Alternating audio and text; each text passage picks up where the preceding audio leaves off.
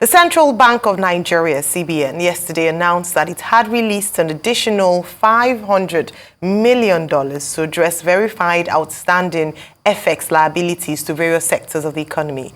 The announcement was obviously targeted at arresting the continuing decline of the naira at both the official and parallel markets.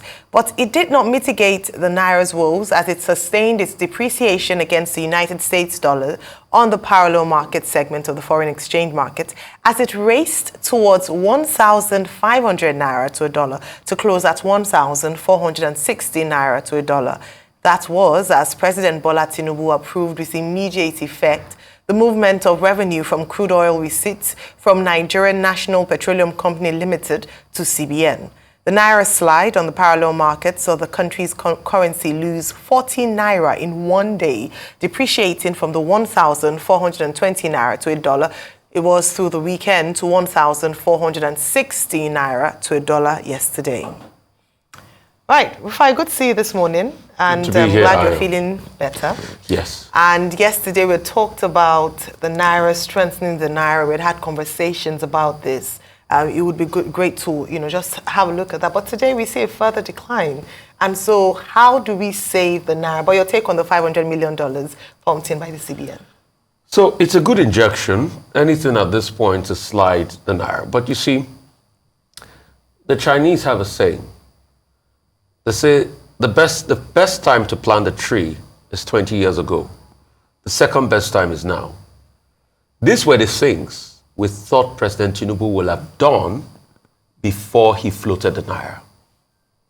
And that's why we had a lot of things. I personally had a lot of things against floating the naira.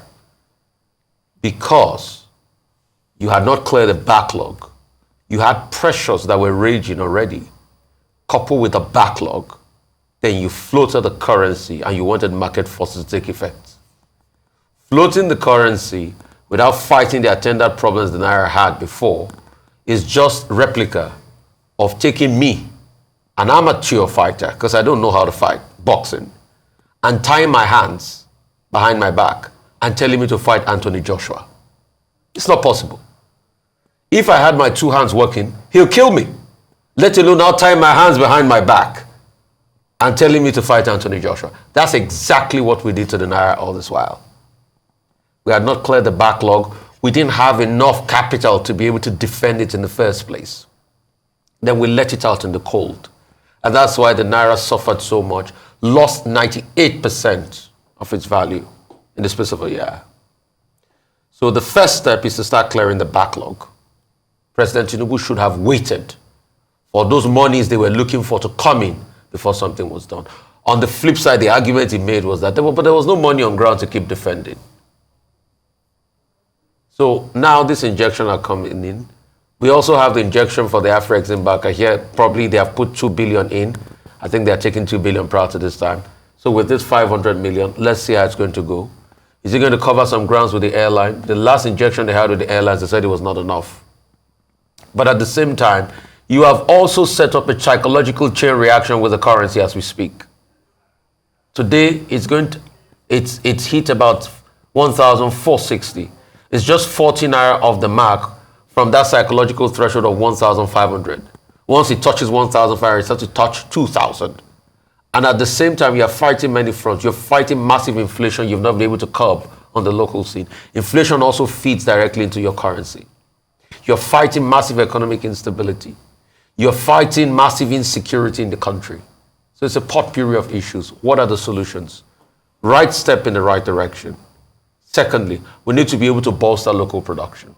But how do we bolster local production? Because most of the raw materials are pretty much gotten from overseas. So you still need Forex for that. We need to be able to find Forex for the manufacturers to bolster local production, set up a chain reaction of local production. The third step, I also think, is we need to get a monetary policy meeting as soon as possible. Because if set a new date for that, yeah. Well, that's in February. In February, they've set dates before in the past, they've not done it. We need to do it. It needs to be seen to be done so that we are seen as we know what we're doing. As long as possible, let us set these timelines and do it once and for all and get things on with. Fourthly, we need to tackle our insecurity problem. I'm excited that the CIS commanders, the Special Intervention Squad, will be trained by some of the Americans to be able to give them input and all of that. We need to be able to stem, because also for investors to come, you need assurances. Then we need to now push on the areas we're expecting forex to come in from. I hear India had been very generous. I hear they're about pushing 14 billion into the economy. We should also get more. Also, we should also try as much as possible to convince people that I've got a lot of forex. I hear we have about 29 billion in various domiciliary accounts. To make it sweeten a deal for them in such a way that they can in turn put that money into this economy to be able to create buffers. Because we have a lot of thousands of dollars sitting in people's account. You can see how somebody was spending dollar in the party the other day. You've got a lot of dollars sitting in domiciliary account, but how can we push that money into this economy to be able to cushion the effect? While we wait for other sources like diaspora remittances and fixing crude oil theft. All of this, give or take a couple of months down the line, we should see some leeway. But this is a good step in the right direction. This is where we all have to be patriots. And the government need to listen to criticism, most importantly. They don't do that enough. We're giving criticism, everybody thinks we're antagonistic. We want this country to work more than anybody sitting out there. It's our country. So learn to listen to us and stop being antagonistic. All right, so this statement was made by Mrs. Hakama Sadiq Ali, the Acting Director of Corporate Communications of the CBN, where she had made the announcement. Hakama Sidi Ali, my apologies, Hakama Sidi Ali, who had made this announcement yesterday that the government was going to inject $500 million. We had spoken about this yesterday. In fact, we had our guest yesterday who had come. I'd asked him the question around the CBN governor when he had his, when he had appeared before Senate during his screening, that he had said one of the ways, the key way of tackling the weakening naira was to clear the backlogs, to inject funds. But what we've seen in recent times, as you've mentioned, the over about $68 million paid to the aviation sector, the claims by the CBN that they'd paid in the last few weeks $2 billion to some critical sectors like the aviation sector and other sectors. And then, of course, this new $500 million. It was estimated in December that the backlog was between $7 billion to about $10 billion. So there's still a long way to go in terms of clearing the backlog. Something else, when I spoke to a few traders, was that whilst there are these announcements being made about money being pumped into the system, they're not seeing it. So the question then is, where is the amount of money that's been announced has been injected? Is it truly the amount of money that's been injected? Because what has been said is that it's not adding up. If these monies have been said, $2 billion, I mean, the initial about $6-something million was said to just be a drop in the ocean, but $2 billion should make a dent in terms of clearing of backlogs, and we should see at least some form of change or impact on the naira. But unfortunately, that hasn't been the case. Just mentioned earlier on that 1,460 naira closed yesterday, the highest perhaps in history in terms of how weak the naira is. They've called it a free flow in just a few days, or in just from the weekend, from 1,420 to 1,460, and what is being feared is that it would go on to $1,500. So whilst this pumping in, and which is something you've always advocated, if I must say that, in terms of we have to inject funds into the market, we cannot see the impact just as yet. Perhaps time will tell, but again, the conversations have been, this money that is said to be injected, where is the money? How is the real value in the market? And if that's the case, why is it defying all logic and all odds that the naira still keeps to be free-flowing? You've touched on the other aspect in terms of the fiscal side of things, whereby they'll need to tackle insecurity, they'll need to tackle issues around productivity. We spoke about that at length yesterday as well. How do we become a productive nation, a production-driven nation, rather than just a consumer-driven nation, so that we're also able to, save some of these precious dollars. In addition to that, I think it's also quite important, this new development that the president is said to have approved, which is that the CBN would now take receipts of crude oil sales.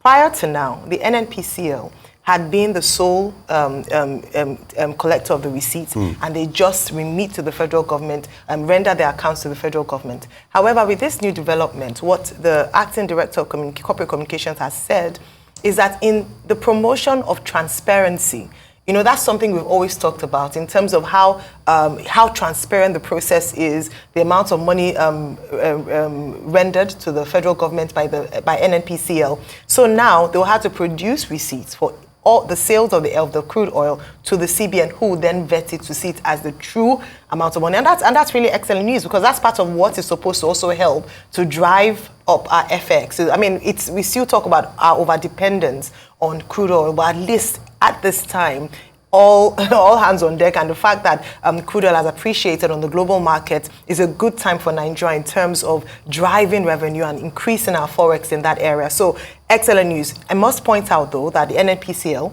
hasn't released a statement to say that they've gotten that communication from the presidency or from the powers that be. But what we have from the CBN is that that's what's going to happen, and it's been seen to be a welcome development in pursuit of transparency. Hopefully, all hands are on deck, and it's excellent also to see that this administration is not sleeping on the free flow of the naira. It's something we talked about in terms of where is the action, what are the policies, what are we doing? Since the swearing in of the president in May of this year, and then the appointment of the CBN governor, we haven't seen a lot of action in that area, and unfortunately, we've seen the naira continue to weaken. So perhaps these multi-pronged approaches to defending our naira, securing the naira, saving the naira, as people, a number of people have said, would bring some much needed impact, and hopefully we'll see that play out in the next few days. But still a number of things to be done, a number of things to look into, but still asking that question, if the $68 million, the $2 billion, the $500 million has been pumped into the market, why are we not seeing the effect of that on the naira? I mean, that's something to ponder on. Well, moving on to our next story. In a drive to combat the security challenges in the country, the Nigeria Police Force has commenced the training for commanders of the Special Intervention Squad launched on January 17. At the beginning of the program, the police said the Federal Capital Territory unit of the squad has already recorded some success, apprehending 139 kidnapping and armed robbery suspects. Arise Defense and Security correspondent Ferdinand Duroha reports that the training is with support of the United States. Nigeria has suffered a heightened insecurity challenge in recent months, leading to the inauguration of the Special Intervention Squad. The SIS will take the lead in combating the scourge of kidnapping, banditry, armed robbery, terrorism, and other evolving challenges of crime confronting the society. Already, since its establishment, the police say the unit has recorded several successes, like decimating camps of the criminal elements, arresting over 139 suspects, recovering several weapons and ammunition, and rescuing 154 kidnapped victims unhurt, among others. Among the successes enumerated above was the interception along the Abuja-Kaduna Expressway of 3 major suppliers of arms and ammunition to bandits operating in Niger, Zamfara, and Kaduna states. Similarly, operatives of the squad on Friday, 26 January 2024, engaged some armed bandits within the FCT Kaduna axis in a fierce gun battle, during which 3 of them, including their gang leader, one Megemo, aka Gadaro, were neutralized. The training is supported by the Bureau of International Narcotics and Law Enforcement Affairs, an agency of the American government. And that is why the U.S. government wants to support the Nigeria Police and the SIS. The vision and mission the Nigeria Police Force has through the SIS is crucial to Nigeria. And as your partner, we want to help support that. We want to help you achieve the goals and aims of the Nigeria Police Force and the SIS. The training commences with 38 officers who assume the roles of commanders of the squad across the states. The IGP, as a mathematician of note, after a careful and critical analytical assessment of the security situation of the country, identified that yawning gap, and hence the need to establish a professionally compact, highly trained, and specialized unit with the necessary capability and capacity to swiftly and competently respond to all incidences of banditry, kidnapping, armed robbery, and other serious law and other situations bedeviling our nation. Thus far, the Special Intervention Squad has been inaugurated in only 2 states of the Federation, which are Plateau State and the FCT. Ferdinand Duroha, Arise News. Meanwhile, as the crackdown continues, operatives of the Federal Capital Territory Police Command have rescued 5 abductees from 2 different gangs of kidnappers. The 5 victims were rescued by a combined team of the FCT Special Intervention Squad and the FCT Police Anti-Kidnapping Unit. The FCT police spokesperson, Josephine Ade, said the victims were abducted from different parts of the state within the last 2 weeks. While praying at Idu Bagi Mountain, Karimu, some criminal element numbering about 7 armed with guns and cutlasses attacked them, abducted 3 of their members to an unknown destination. On receipt of this report, police operatives from Karimu Division, led by the Divisional Police Officer, CSP Abaya Aruna, swift mobilized to the scene, and they combed the surroundings, bushes, hills, and mountain between Karimu to Gwagwa, engaged some of these hoodlums in a serious gun duel. We were just coming back from work, and then we encountered them on the road, and they opened fire. The last thing I remember was that they took my phone and they took me away. Or they shot the gun shots they fired actually hit my wife on the neck. She still has it. So those were the things that triggered. But I also want to specifically thank the FCT command, especially the DO divisional quarters or so. He followed me. As he was following me and now run, he wanted to hit me, fall. Falling is like he was dislocated before he began to cry. We begin to walk inside bush, me and her. We came different direction. This one came different direction. 2 of us came different direction to Gwagwa. We boarded Kekana Pepper back to Karimu. And they coming back to, let our people, the people we left, that this is what happened. They said they went and reported the matter to police, and police came. They met us, and they see at the scene, and we went to the station, we gave statement. Well, the Nigerian police force is working. Rufai trainings, being able to record some successes and apprehending some of these suspected kidnappers in the FCT. Great news there. Your take on this story. I'm excited about this apprehension. I'm excited that the police have been able to do some work to be able to apprehend those kidnappers. But I'd like them to go one step further. You can do more. And I do not see why we cannot apprehend or track these kidnappers. I was watching television yesterday, a sister channel, and in ordinary Ivory Coast, a Nigerian businessman was talking about the fact that it is so difficult for kidnappers to operate because there's enough technology to track them. There is a technology called the Global Positioning Satellite System that was built by the Americans in 1977, 78, about 45 years old. That technology is global, is everywhere around the world. As at 1980, 1990, that technology was made for public use. President Reagan allowed them to use for public use after the Korean Air incident. With that, you can get accuracy levels all over the world. If somebody calls you, you can track their GPS location. When we have technologies like that, why are we still failing? Why did the Nabena family go a couple of weeks before they tracked them down? I know the police will have technologies like that. They should use more of it. So number one, the use of technology. Also training is another one. And I'm happy that the Americans are joining us on this. To be able to train the commanders, to be able to nip kidnapping in the bud, because it's an eyesore for our nation. You can't want investors to come and you have kidnapping being rampant. Thirdly, funding. They always complain they are underfunded. But the question is there accountability to the funds we're even deploying in the first place? Is that the best possible use of funds?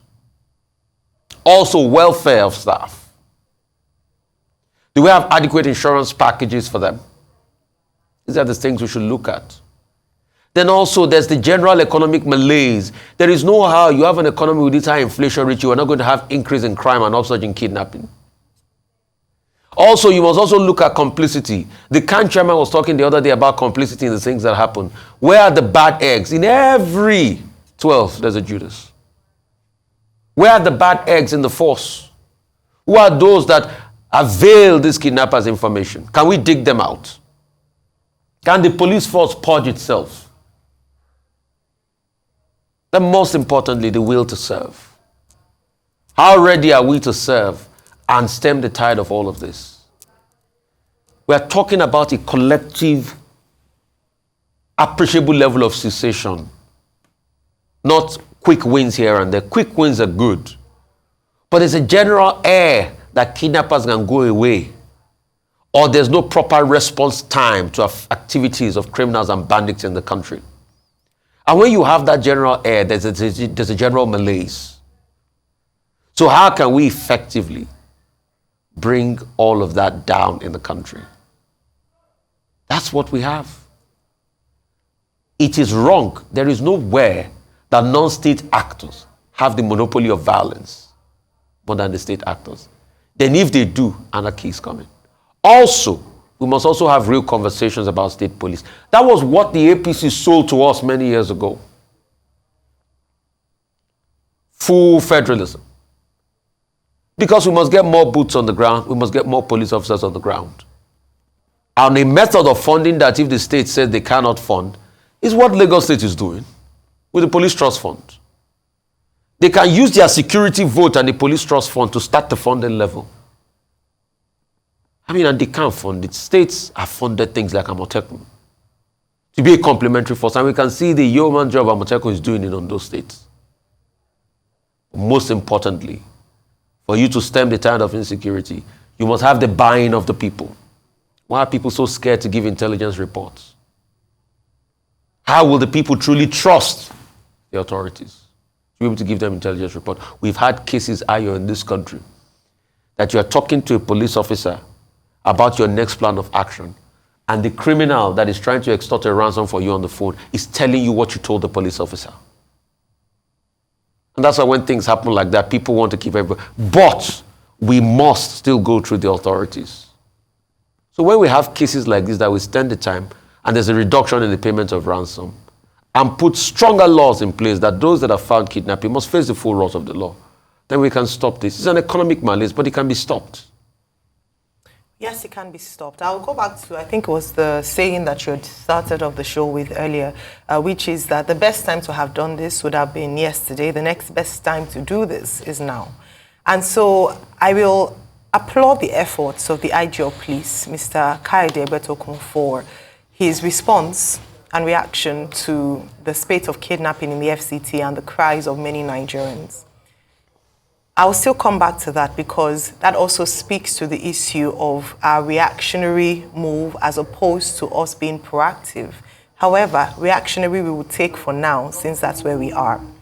Now, this special training is in line with the launch or following the launch of the Special Intervention Squad by the IG of Police in order to tackle violent crimes across the length and breadth of the country.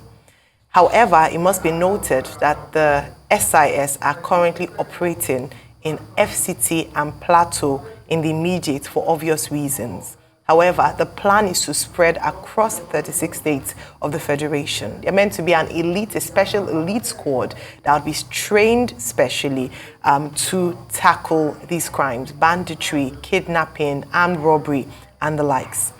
The first thing to note is that this training was launched by the IG of Police, and he had mentioned that it was in partnership with the United States International Narcotics and Law Enforcement Bureau. and he said that they volunteered to support the efforts of the IG of Police. And this is following, of course, on the heels of the Memorandum of Understanding signed between Nigeria and the United States of America. So this is part of building relationships between the two nations, and the U.S. offering technical support, or at least training support, with us, to help to tackle insecurity in Nigeria. Of course, there are so many things to talk about that in terms of the U.S. looking to deepen relations in Nigeria. Just a few, last week we had the visit of the U.S. Secretary of State, Anthony Blinken. He had also pledged to working with Nigeria, not just as trade partners, but in other areas, including tackling insecurity. So this is part of the steps and the moves to ensure that we do that. Now, in talking about that, of course, there are a few other issues that must be addressed, which, Rufai, you've talked about in detail this morning. Aside the training of these special officers, is a total reform of the police force so that we strengthen that institution.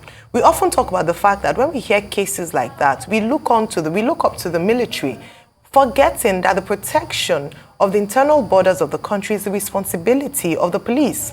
The protection of lives and property is the remit of the police force in Nigeria.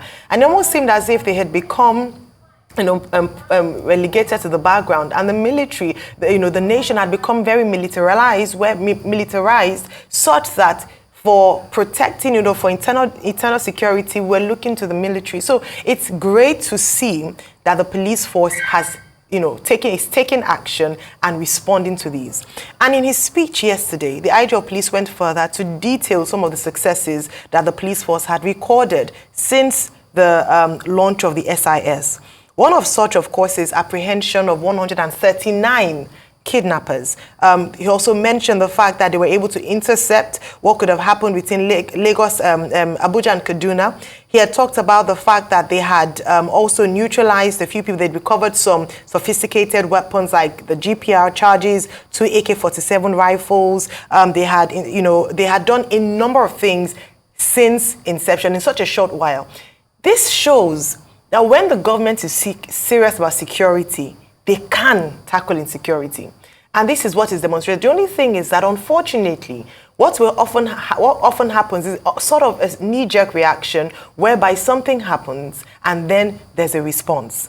The charge to the police force is to be more proactive, to be proactive. And so we don't need to have the loss of life of Nabiha or the loss of life of the Ario girl for us to then and a few others, because there was more than both of them, but those two stood out because they were young girls. But we don't have to have incidents like that before the police force wakes up to its responsibility.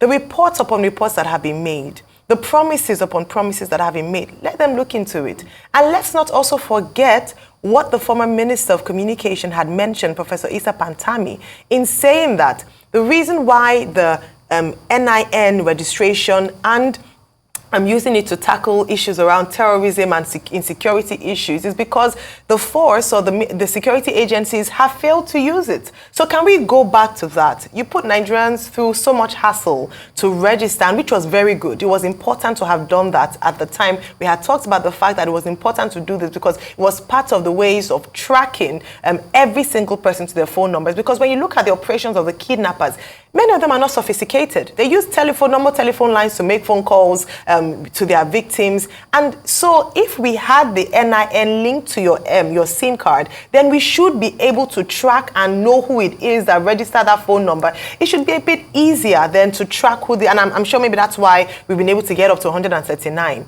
But why wait for there to be an opera? Why wait for them to be a state of emergency, in quote, before the police force acts? So we're hoping that going forward, this would be the modus operandi of the Nigerian police. Restore the dignity of that institution. And whilst we're on that, beyond the elite squad, can we spread this across to the rest of the force so that there's dignity restored to the police force in Nigeria? Let's look at the welfare packages. How can you send a hungry man with a full loaded gun to secure the lives and properties of other Nigerians? That is a recipe for disaster. And this is something that has been spoken about again and again. Also, in speaking about this, we must ensure that this SIS does not become a monster, as we've seen other special squads in the past, which started very well, and then all of a sudden they then became a menace to the people that we're supposed to protect. So I hope that the IG of Police would pick some, obviously, from how the previous special squads have run, the shortcomings of those squad, and how they then, metamorphed into things, oppressors of the people. Check those excesses of the people. So perhaps when it comes to training, some soft skills as well for these policemen, and how to engage civilians as well, so that it doesn't then become the SIS against the people that they are supposed to protect. Let this not become another SARS. Let us not have another case whereby there are protests around ending the special squad. These are some of the things I must mention at this point. Excellent points there. Great results by the police force. We are looking for more. We are hoping that they will end, and we believe that they can do it. And we're glad that they have now gained the political will and woken up to their responsibility to take action to stem the tide of insecurity, not just in the FCT, not just in Plateau State, but across the length and breadth of Nigeria. Again, great partnership between Nigeria and the United States of America, and we're looking for more of those kinds of relationships, mutually benefiting and hopefully being able to leverage the skill and expertise of both nations.